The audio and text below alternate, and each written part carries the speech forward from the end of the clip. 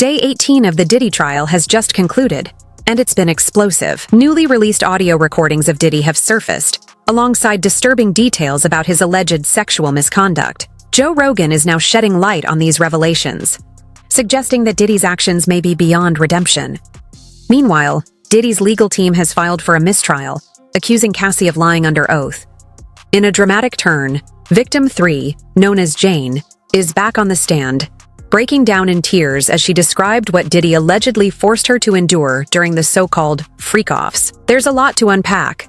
Let's get into it. There's also like people that are elites, and that's their thing. Like their thing is to do something that is horrible, and it's not available to other people. So it's like, I think there's like a sickness that people have when they have power, like extreme power, and then what else can I do? What else can I do? What else is what else is taboo? What else is forbidden? Like all this Diddy shit that's coming out. Like, I was just going to say, doesn't that sound topical?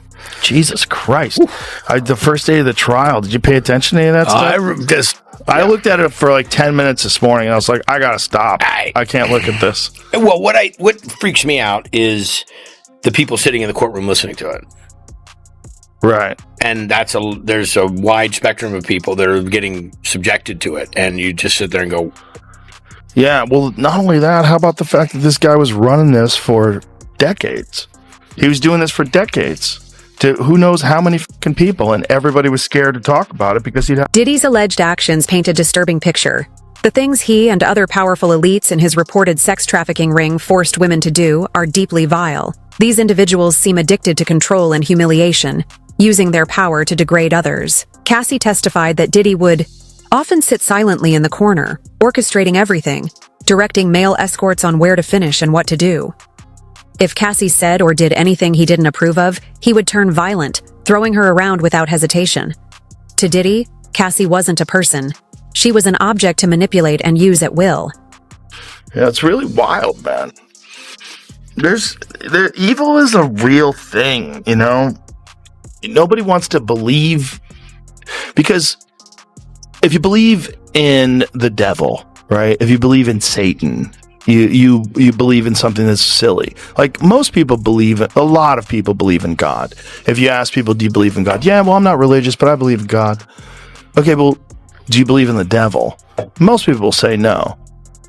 But do you believe in evil acts? Well, yeah, well, people certainly do evil things. Well, where do you think that comes from? If evil is real, what is it about us that makes us want to deny the possibility that there's some nefarious force that is in human beings, that influences human beings? It's not as simple as like some people are bad, some people are good. No, maybe evil is a real element that you have to fight in life. And that maybe this is just something that's been documented all throughout history, but our arrogance and our secular society wants to keep us from recognizing that as an actual... Victim 3, a former girlfriend of Diddy identified in court by the pseudonym Jane, broke down in tears on the stand today as she recounted the traumatic experiences she allegedly endured. According to her testimony, Diddy would force her to engage in group sexual encounters, insisting on watching multiple men be intimate with her at once. She also claimed he would force-feed her high doses of drugs every night to keep her awake and compliant. Third alleged victim, who goes by the pseudonym Jane, was back on the witness stand for her first full day of testimony.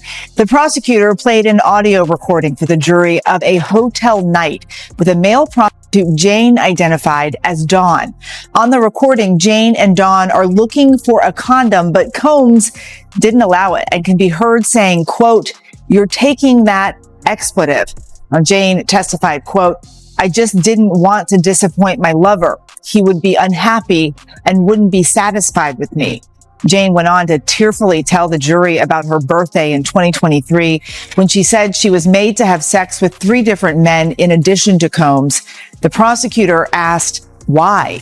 Jane responded, "I don't know. It had become so routine," and added that she turned robotic.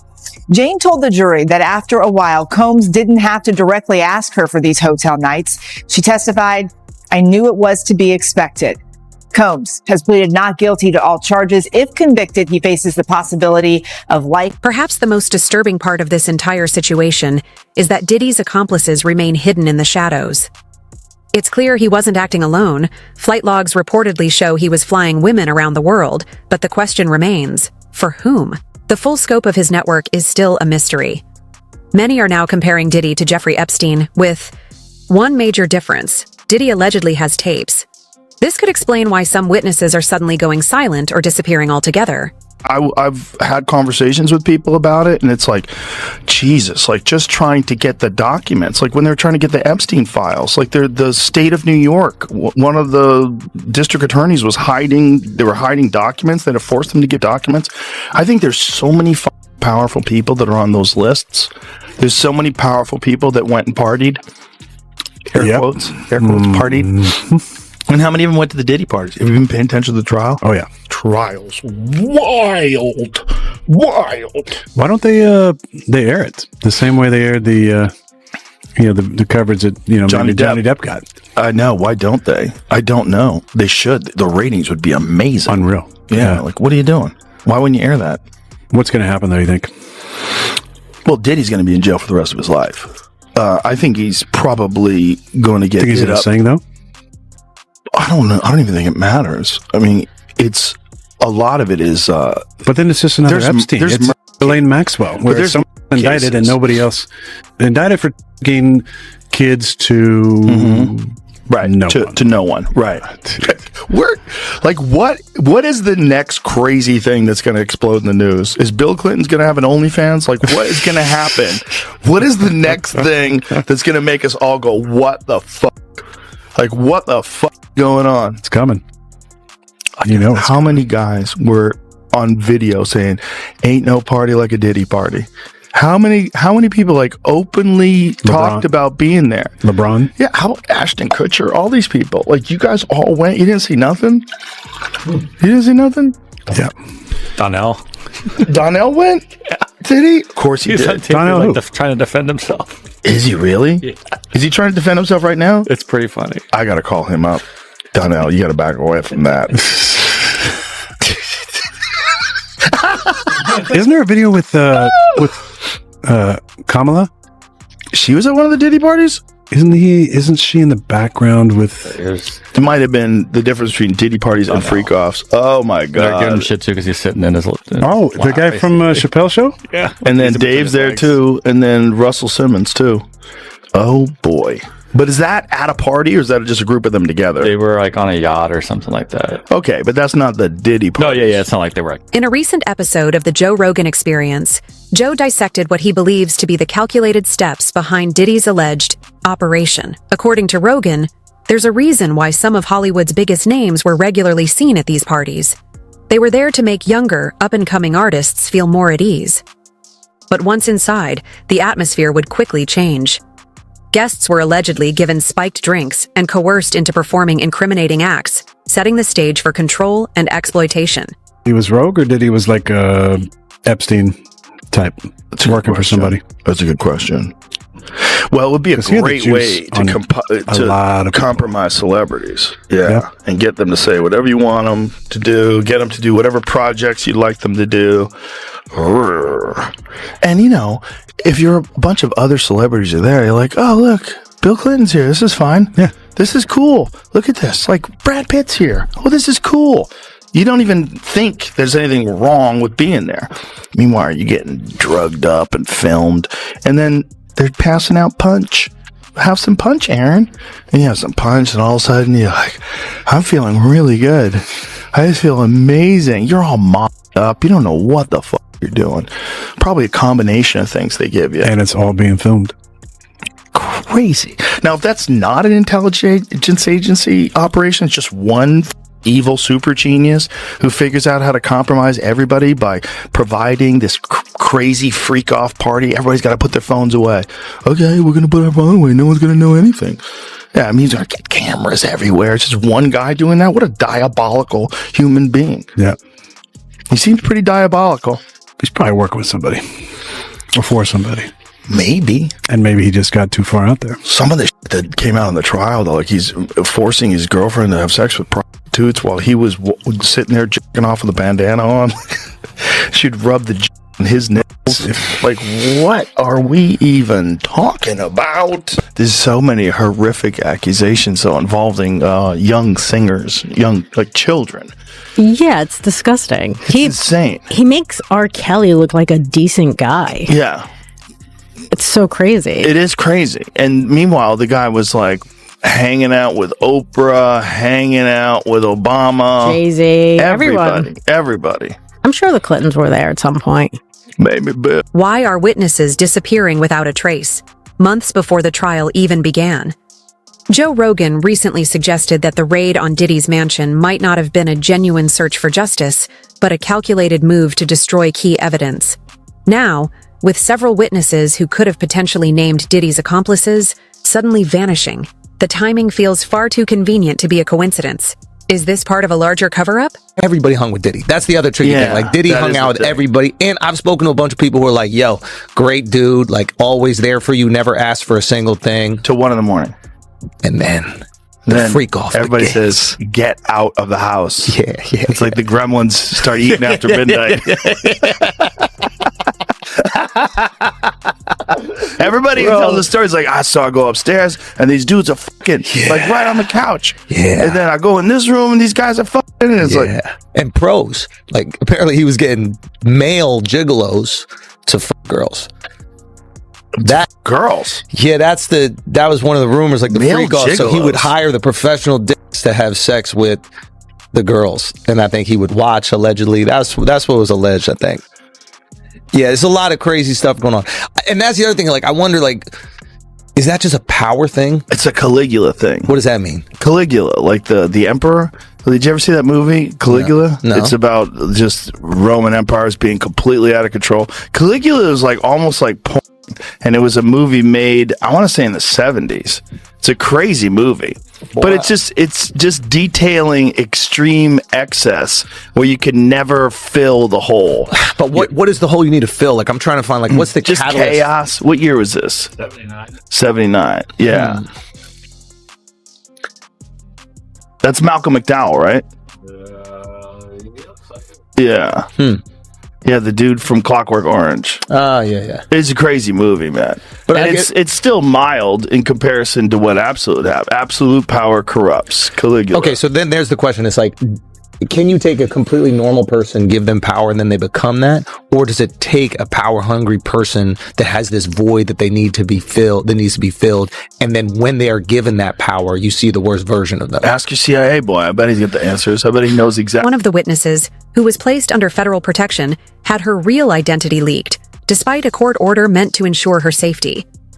This case is no longer just about the crimes of a music executive. It's unraveling a deeper, darker truth about the inner workings of Hollywood. And now, that darkness is pushing back. Someone powerful is pulling the strings, sending a clear message to every witness. They're being watched, and they're not in control. Interesting update from court. Sean Combs' counsel, Alexandra Shapiro, says some people on the internet think they figured out who Mia is. We got this video, again, that might be used to impeach her credibility. We got this video also from random people on the internet. We don't think this was ever posted on her social media. It was on some random website. Should we show it to you? I got to ask you, I have to move on to this question, Serena. This is quite alarming. How is this possible? I have no idea how it's possible, and I'm sure Mia is probably panicking in this moment in time. Like, are people stalking her on the internet, trying to figure out her identity? She testified that she was a victim, essentially. There's rape shield laws that exist to try to protect people in her position. And so this is really getting very nerve-wracking probably for her, and just absurd for the courtroom. If someone revealed her identity, is that a crime, Tyler? No, it's not a crime if somebody revealed her identity, especially if they're not a part of this case. The reason they have these confidentiality orders and protective orders is for the parties involved to do their best to protect a Jane Doe or anybody proceeding under a pseudonym's identity. It is possible for the public to learn their identity, but it's really the people who are part of the case who are agreeing to protect her confidentiality. Once she got into on that stand, it's very possible that somebody knew her identity. What I find more troubling compelling and less likely is if this video is being sent by random people on the internet, and that's what they want to proffer as evidence in this criminal trial. I find that hard to be admitted. If they could track the video from one person who could confirm the identity of the person, and then it could be used for impeachment evidence, that's different. But random people on the internet sending videos, that opens the door to... As we peel back the layers of this case, the truth only gets darker. Some believe that Homeland Security, rather than the FBI, was chosen to lead the raid for a reason, to protect high-profile names the government didn't want exposed. After all, 3 U.S. presidents have been photographed at Diddy's parties, along with members of British royalty. Could it be that the contents of those alleged tapes posed a threat to national security? The deeper this goes, the more it feels like a cover-up at the highest levels. Oh, there's a lot going on. A lot of rumors are flying. The rumors are that Diddy was running some kind of Epstein-type deal where he was filming everybody, right? That's the rumors, yeah. I don't know that there's any proof or anything other than that. The thing is, like, we're getting the rumors from the internet, and the internet thinks that the Taliban took out that bridge in Baltimore. So it's like, who fucking knows? Who knows what's real? That's what Diddy's lawyers, I think, said. It was like that these are just trumped up charges. Not trumped up, I don't think they said that, but like bullshit charges. Dude, when Homeland Security invade your house, you got problems with dudes with fucking guns and body armor. There's someone said that they weren't there to take stuff; they were there to delete everything. Like the real people that were in there, you know. Oh, like that's funny. With Epstein. Oh, that's funny. Yeah, that's fun. Of course, there's layers upon layers. When you get into these fucking conspiracy theories, man, they never end. They never end. There's just layers upon layers upon layers. It's fun to talk about. It is fun to talk about. It's hard to know what's true, but why people genuinely love it when someone like Diddy gets caught, though. The glee that people have is weird. Why? Because he's too successful. Also, that's like there was always so much East Coast, West Coast that's still like in the zeitgeist. You know, like with Biggie and Tupac, and they were all hating at each other, and they both got killed, and there was a lot going on. And then there's people that thought that Puffy was involved. Implicate dozens of unidentified witnesses and alleged co-conspirators around the world. And some of the key witnesses to the supposed incidents are dead. Basically meaning, how can we defend against it? The defense is not even permitted to share the identities of the individuals described in the disclosure letter with Mr. Combs until April 18th, further hampering defense counsel's ability to investigate. Collectively, these new allegations require many months, if not years, to investigate, and if admitted, would require a series of mini trials, certain to double the length of a trial the government originally said would last 3 weeks. So this is an explosive allegation that on its face, I don't know if I necessarily disagree with. If they are bringing in evidence of uncharged conduct, wouldn't the defense have an opportunity to investigate it and challenge it? It seems like they're making a point. So if this evidence is allowed in, there is a chance this could delay the trial significantly. We all know Combs wants to go to trial, but how can he properly defend himself against this in just a... Diddy's victims often felt like there was no escape. He allegedly controlled every aspect of their lives, what they did, where they went, and even who they spoke to. But the control didn't stop there. He reportedly used threats against their families to keep them silent. One witness, testifying under the pseudonym Mia, claimed that Diddy brainwashed her into believing that if she ever went to the police, he would kill her. For many, fear wasn't just emotional, it was a matter of survival. In New York, we are in week 4 of Sean Diddy Combs' criminal trial. The music mogul has pleaded not guilty to federal charges against him. Prosecutors continue to call witnesses who say they were victims of Combs' alleged abuse. Jerika Duncan has the latest, and we warned you that some of the details may be disturbing. A former personal assistant for Sean Diddy Combs returned to the stand Monday after accusing the rap mogul of physical abuse and sexual assault. Testifying under the pseudonym Mia to protect her privacy, she alleges that Combs groped and raped her. She told the jury she didn't speak up because she, quote, would have been silenced and would have lost everything. On cross-examination, defense attorney Brian Steele tried to undermine Mia's account, insinuating she lied about the abuse and was after Combs' money. This is the type of questioning you do in a he said, she said type of situation where there is no corroboration. This was the perfect opportunity for the defense to get aggressive, to point out those inconsistencies. Steele showed jurors dozens of examples of Mia sending friendly, supportive texts to Combs for years after her employment with him had ended. Steele also emphasized that before the trial, Mia didn't mention sexual assault allegations until after Cassie Ventura's lawsuit. On the stand, Mia told the jury, "I have never lied in this courtroom. Everything I've said is true." She testified that she didn't come forward sooner about alleged abuse because she was, quote, terrified and brainwashed after working for Combs. It only takes one juror to throw a wrench in the prosecution's plan and not get a conviction. If even one juror gets back there in that deliberation room and causes some reasonable doubt, that could be the defense. Trafficking victim is expected to testify here today that Sean Combs used lies, drugs, and threats to force her into freak-offs after the jury hears more from a different woman who claims Combs hoisted her over that balcony. This morning, a critical witness for the prosecution, a woman testifying under the pseudonym Jane, who prosecutors say began a secret relationship with Sean Combs in 2020 and spent years in hotel rooms for forced sex. Jane's testimony will follow the cross-examination of Brianna Bongolan, known as Bana, who described years of drug use with her friend Cassie Ventura. Cassie, all the way back! And she testified Ventura FaceTimed her before the premiere of her movie The Perfect Match. I want to try something new. What did you see? Prosecutors asked. Her black eye, Bongolan said. I was a little quiet, and I remember saying, I'm sorry.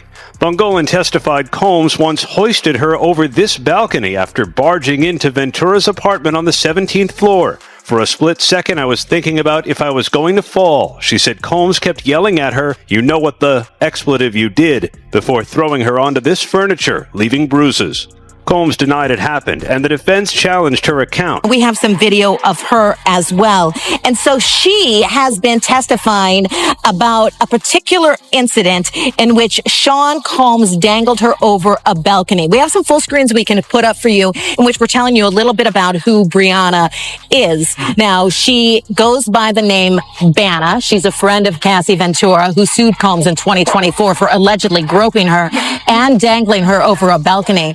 She testified about this incident. So Cassie Ventura testified about this particular incident, testifying under an immunity order granted by the judge. So yes, Brianna is under immunity here, immunity order. She got on the stand earlier and she invoked the fifth. So the big thing, the big takeaway from her testimony is about being dangled over the balcony. Defense counsel has really been trying to tear her testimony apart, attacking her credibility as well as inconsistent statements they're saying that she has made as to where exactly this dangling incident took place, saying that Cassie Ventura said it happened in a hotel, but you're up here on the stand saying it happened in an apartment, basically indicating that her and Cassie are colluding together just in order to get money from Combs, because Brianna has filed a $10 million civil suit against